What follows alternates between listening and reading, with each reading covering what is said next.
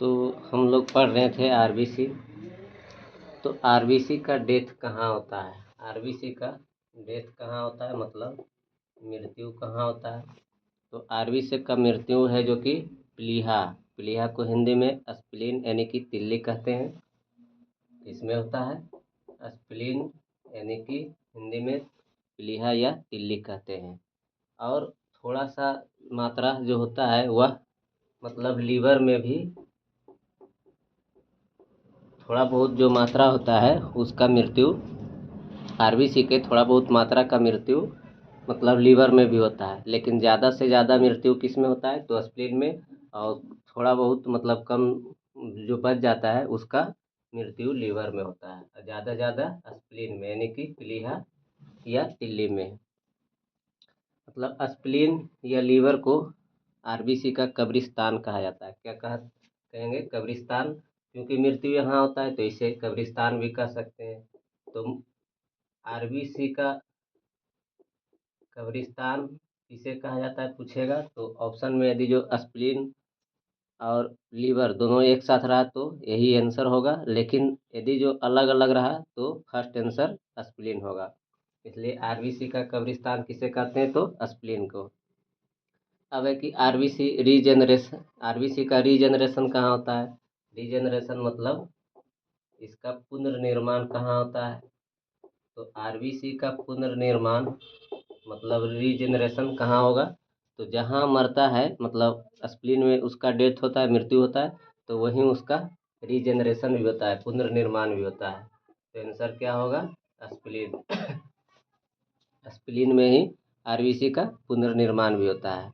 Spleen को blood bank of RBC भी कहा जाता है। स्प्लीन को क्या कहेंगे?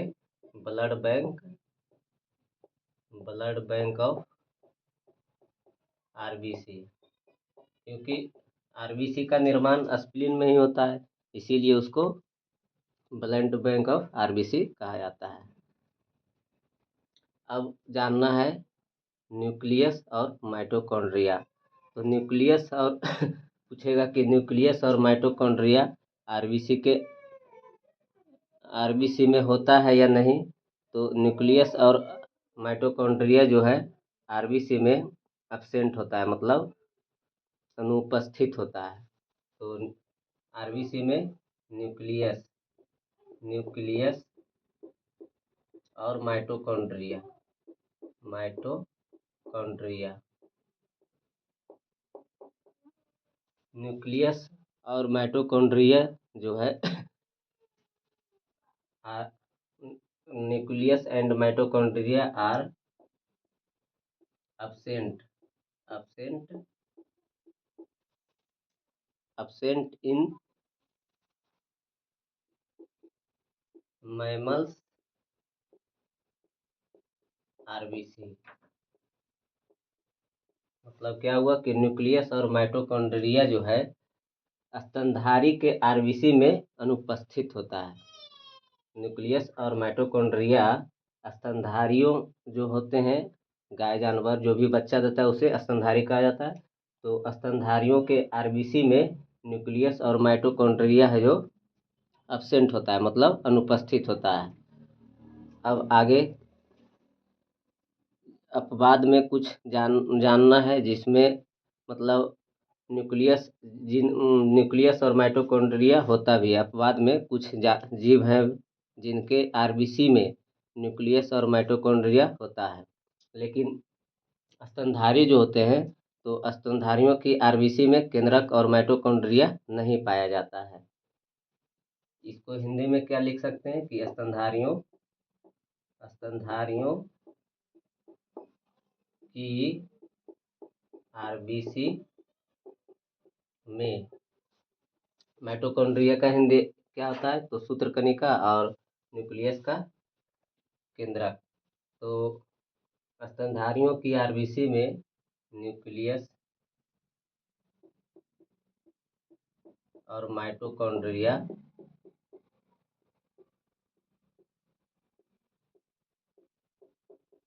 नहीं पाया जाता है, नहीं पाया जाता है। लेकिन अपवाद में बाद में कुछ जीव हैं जिनके आरबीसी में न्यूक्लियस भी होता है और माइटोकॉन्ड्रिया भी होता है, जैसे कि कैमेल। कैमेल मतलब ऊँट। ऊँट के आरबीसी में न्यूक्लियस भी होता है और माइटोकॉन्ड्रिया भी होता है। एक जीव होता है लामा। लामा के भी आरबीसी में न्यूक्लियस और माइटोकॉन्ड्रिया दोनों होता है। एक है जिराफ। जिराफ के भी आरबीसी में माइटोकॉन्ड्रिया और न्यूक्लियस दोनों होता है। ये तीनों के आरबीसी में केंद्रक पाया जाता है। कैमल, लामा और जिराफ के केंद्रक में आरबीसी पाया जाता है, लेकिन स्तनधारी जो होते हैं उनके स्तनधारी के आरबीसी में केंद्रक और माइटोकॉन्ड्रिया नहीं पाया जाता है, लेकिन इन तीनों के आरबीसी में केंद्रक पाया जाता है। अब पूछेगा कि आरबीसी का शेप क्या होता है, तो आरबीसी का शेप यानी कि आकार क्या होता है, तो आरबीसी का शेप यानी कि आकार।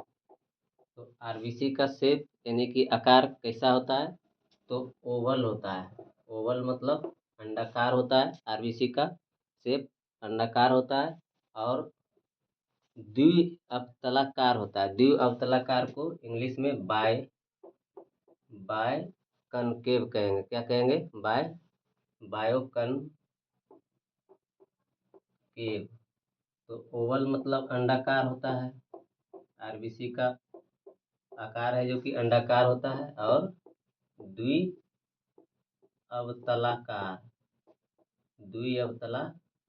होता है आरबीसी का आकार। अब पूछेगा कि आरबीसी का कलर कैसा होता है, तो आरबीसी का कलर जो है वो रेड होता है। और रेड किसके वजह से होता है, तो रेड है जो कि हीमोग्लोबिन के वजह से होता है। रेड किसके वजह से होता है, तो हीमोग्लोबिन के वजह से आरबीसी का कलर रेड होता है। अब आरबीसी का साइज कितना होता है, तो आरबीसी का साइज है जो कि आरबीसी का साइज तो साइज है जो कि आरबीसी का 6 से 8 माइक्रोमीटर होता है। आरबीसी का साइज कितना होता है, 6 से 8 माइक्रोमीटर डायमीटर। आरबीसी का साइज जो है 6 से 8 माइक्रोमीटर डायमीटर होता है। आरबीसी है जो कि छोटा होता है। छोटा होता है मतलब कह सकते हैं कि आरबीसी जो है वो डब्ल्यूबीसी के मुकाबले छोटा होता है। आरबीसी है जो कि डब्ल्यूबीसी के मुकाबले छोटा होता है। अब नोट में कुछ याद रखना है, नोट बनाकर कुछ याद रखना है कि लार्जेस्ट आरबीसी इन यूनिवर्स मतलब संसार की सबसे बड़ी आरबीसी, संसार की सबसे बड़ी आरबीसी। तो संसार की सबसे बड़ी आरबीसी संसार की सबसे बड़ी आरबीसी क्या है, तो एमीफ्यूमा है। क्या है? एमीफ्यूमा। एमीफ्यूमा है संसार की सबसे बड़ी आरबीसी। एमीफ्यूमा है जो कि एक एम्फीबियन है। एम्फीबियन मतलब एमीफ्यूमा का हिंदी नहीं होता, एमीफ्यूमा ही होगा, लेकिन एम्फीबियन। एमीफ्यूमा क्या है, तो एक एम्फीबियन है मतलब एम्फीबियन है। एम्फीबियन मतलब उभयचर है। अब पूछेगा कि संसार की सबसे छोटी आरबीसी क्या है,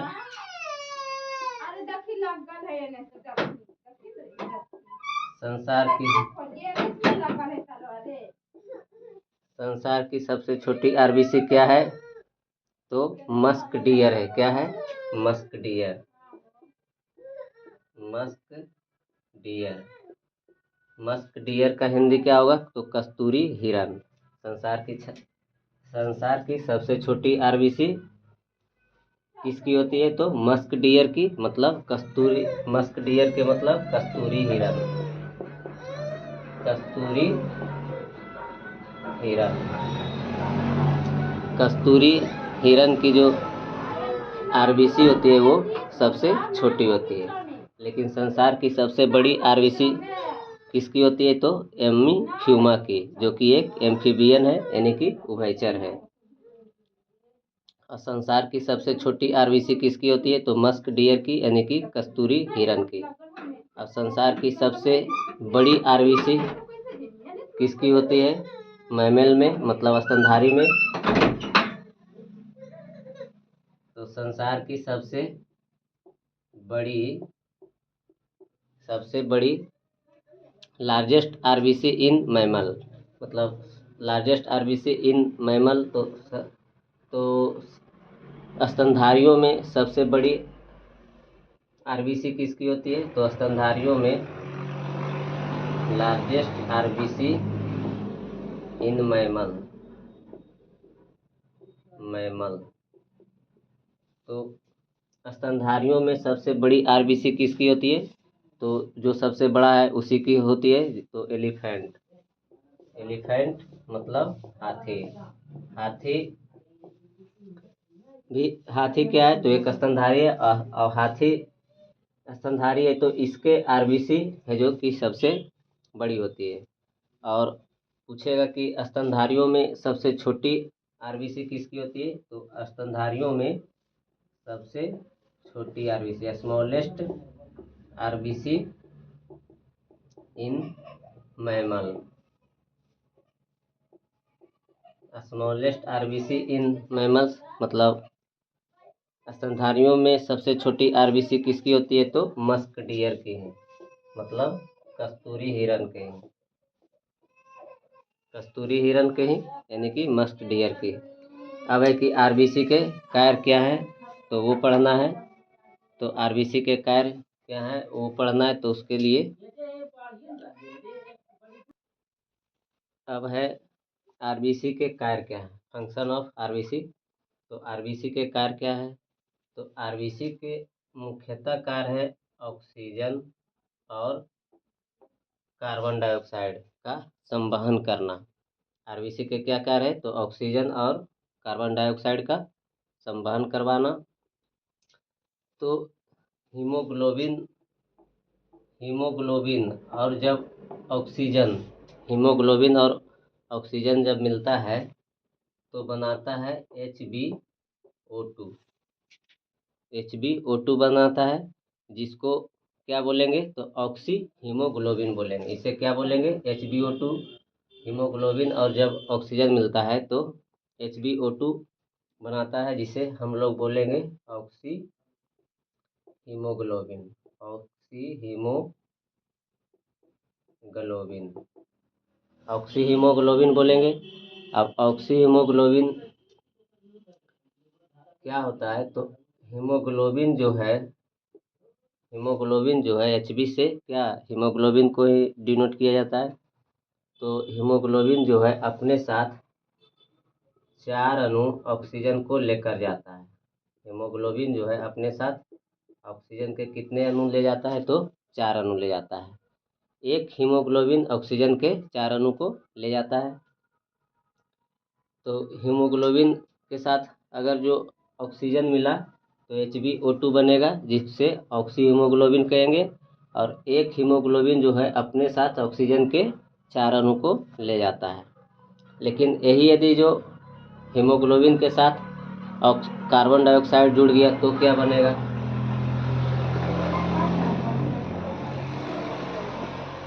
अगर जो हीमोग्लोबिन के साथ कार्बन डाइऑक्साइड जुड़ा तो उसे क्या कहेंगे? Carboxy haemoglobin. क्या कहेंगे?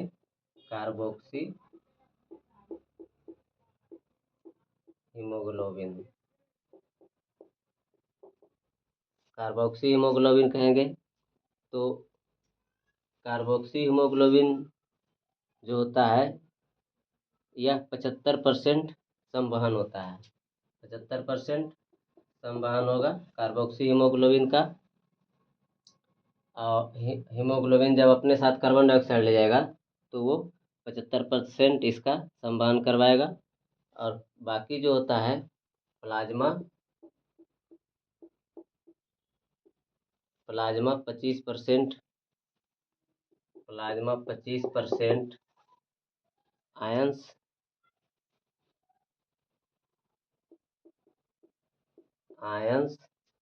कार्बन डाइऑक्साइड,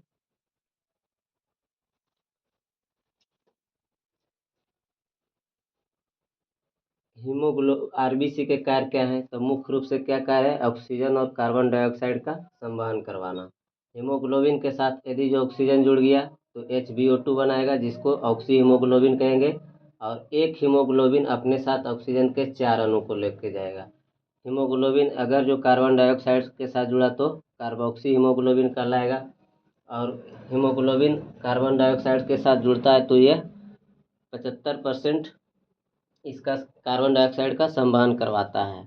बाकी 25% कौन करवाएगा? तो प्लाज्मा करवाएगा, प्लाज्मा और आयंस करवाएगा। यही अगर जो कार्बन डाइऑक्साइड जल के साथ जुड़ता है तो कार्बनिक अम्ल H2O CO3 बनाता है, कार्बनिक अम्ल। और अगर जो ग्लूकोज के साथ ऑक्सीजन जुड़ेगा, ग्लूकोज क्या होता है? C6H12O6।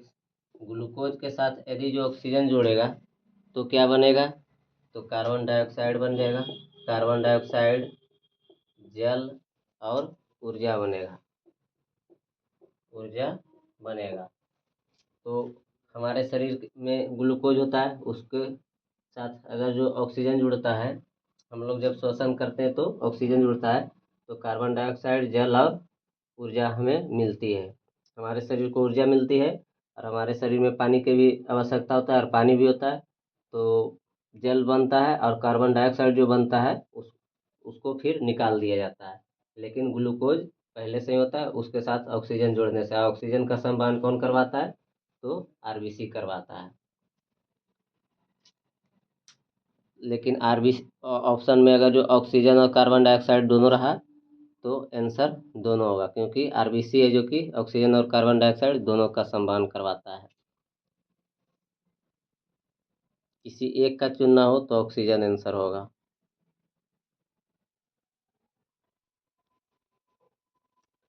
नोट में एक चीज जानना है,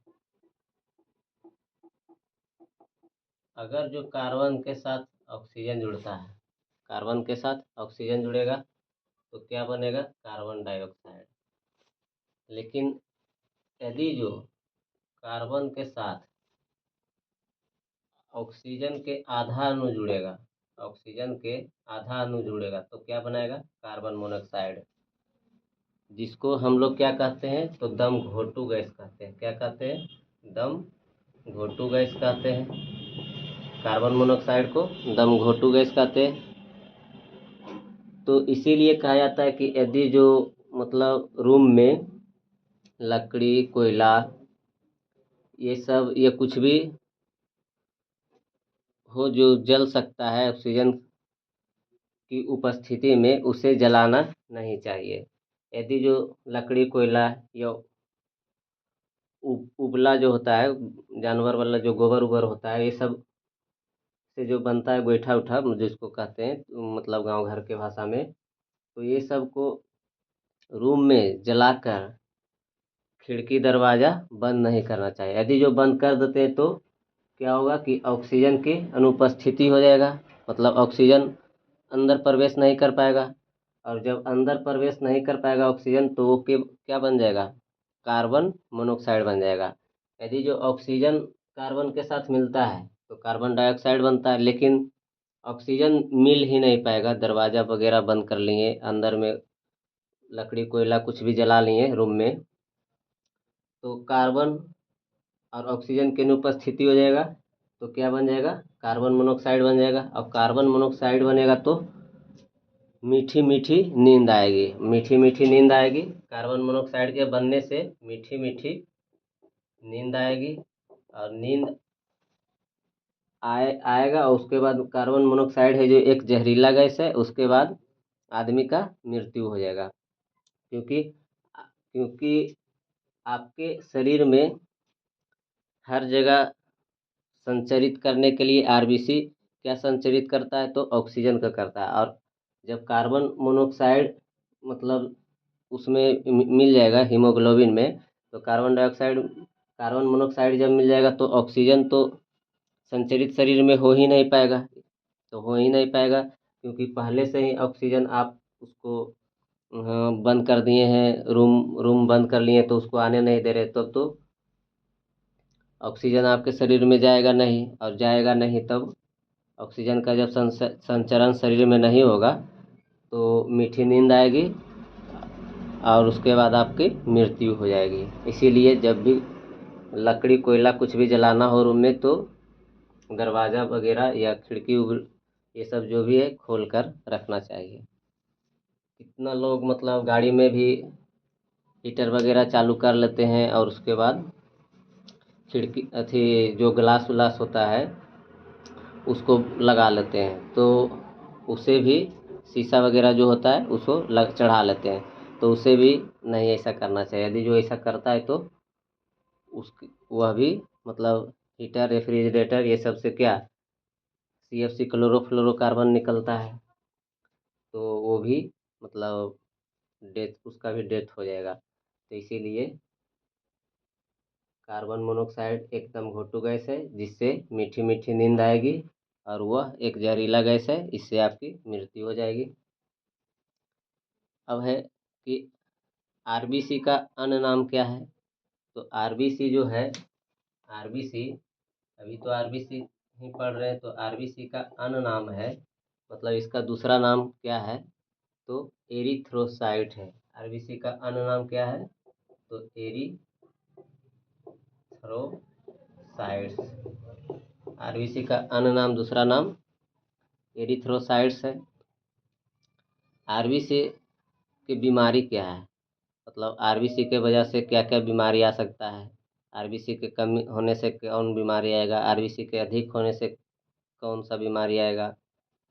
तो यदि जो आरबीसी कम हो गया शरीर में, तो अगर जो आरबीसी शरीर में कम हो गया तो आपका एनीमिया रोग होगा। क्या होगा?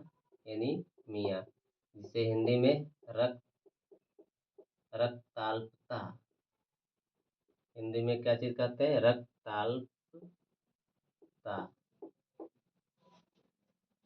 आरबीसी की कमी से, जैसे आयरन की कमी से क्या होता है बोलते हैं, तो आयरन की कमी से एनीमिया होता है।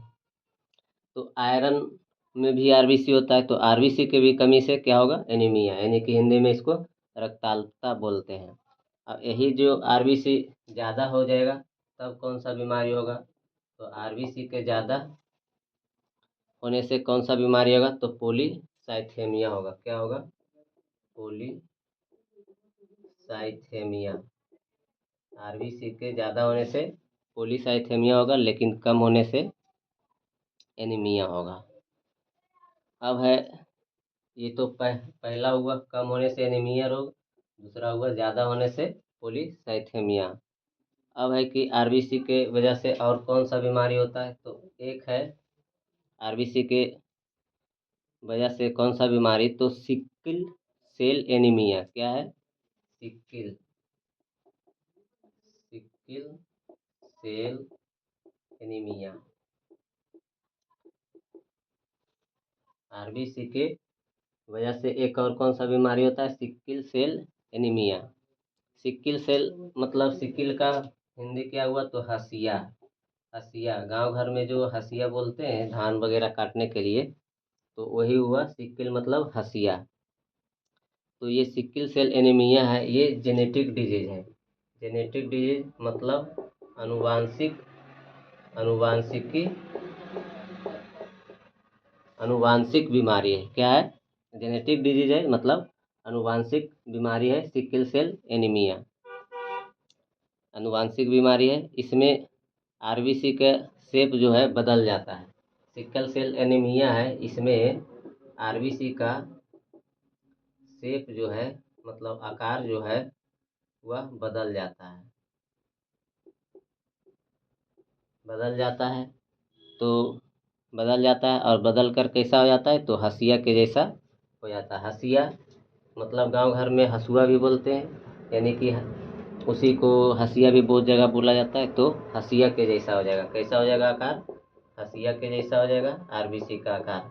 जब आपको सिकल सेल एनीमिया हुआ रहेगा, जो कि एक जेनेटिक बीमारी है, मतलब अनुवांशिक बीमारी है, तो उसमें आरबीसी का आकार है जो कि हंसिया के जैसा हो जाएगा।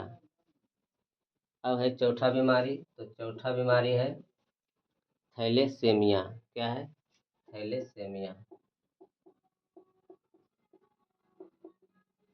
तो थैलेसेमिया है, तो ये थैलेसेमिया है, ये भी जेनेटिक डिजीज है। ये भी जेनेटिक डिजीज है, मतलब अनुवांशिक बीमारी है थैलेसेमिया भी। तो ये थैलेसेमिया किस क्यों होता है? तो ये भी आरबीसी की कमी की वजह से होता है। आरबीसी की कमी की वजह से थैलेसेमिया होता है। मतलब आरबीसी के कमी की वजह से दो रोग होते हैं, एक एनीमिया, दूसरा थैलेसेमिया।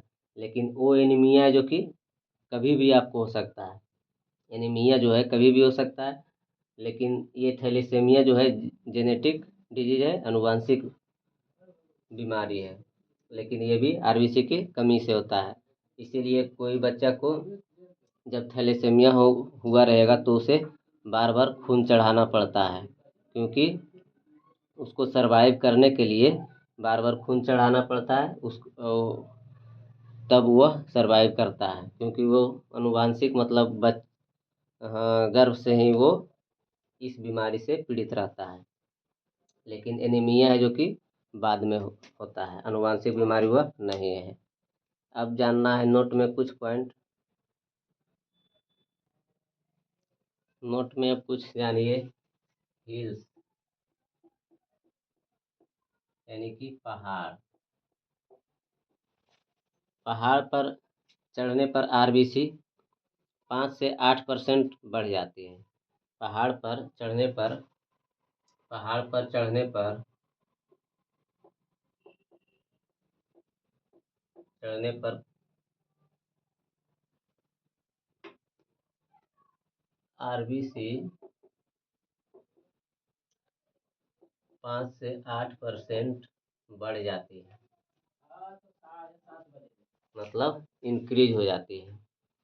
तो पहाड़ पर चढ़ने पर आरबीसी की संख्या 5 से 8% बढ़ जाती है, मतलब इंक्रीज हो जाती है। तब इंक्रीज हो जाती है, तो जब इंक्रीज हो जाती है तो ब्रेन जो है, ब्रेन यानी कि मस्तिष्क जो है, वो किडनी को सिग्नल भेजता है। जब पहाड़ पर चढ़ते हैं तो आरबीसी की संख्या 5 से 8% बढ़ जाती है। तो ऐसा क्यों होता है? क्योंकि जब पहाड़ पर चढ़ते हैं तो वायुमंडलीय दाब अधिक होता है, और वायुमंडलीय दाब अधिक होने की वजह से ऊपर ऑक्सीजन की कमी होती है। तो ऊंचाई पर ऑक्सीजन की कमी होती है, तो ऊंचाई पर ऑक्सीजन की कमी होने के लिए होने की वजह से उसका आरबीसी की संख्या 5 से 8% बढ़ जाती है।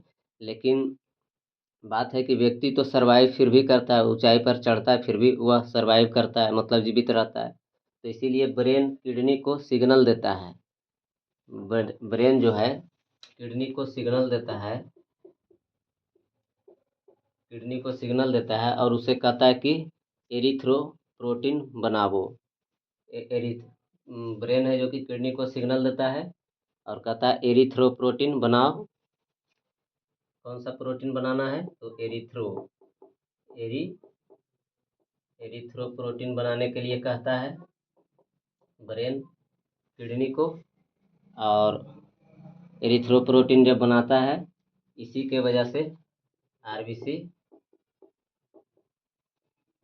बढ़ता है। आरबीसी बढ़ता है और व्यक्ति सरवाइव करता है, क्योंकि आरबीसी व्यक्ति कहीं पर भी रहे उसे आरबीसी की आवश्यकता जरूर होती है। तो बात है कि वह ऊंचाई पर चढ़ता है तो वायुमंडलीय दाब के अधिक होने की वजह से ऑक्सीजन की कमी होती है। तो उसका शरीर में ऑक्सीजन जब संवहन नहीं करेगा तो वो मतलब मर जाएगा। इसीलिए ब्रेन किडनी को सिग्नल देता है कि एरिथ्रोप्रोटीन बनाओ, और एरिथ्रोप्रोटीन जब बनता है तो आरबीसी तो बढ़ेगा ही। तो इसीलिए आरबीसी ऊंचाई पर चढ़ने पर, मतलब पहाड़ पर चढ़े या कहीं भी ऊंचाई पर जब चढ़ता है व्यक्ति तो आरबीसी की संख्या 5 से 8% बढ़ जाती है।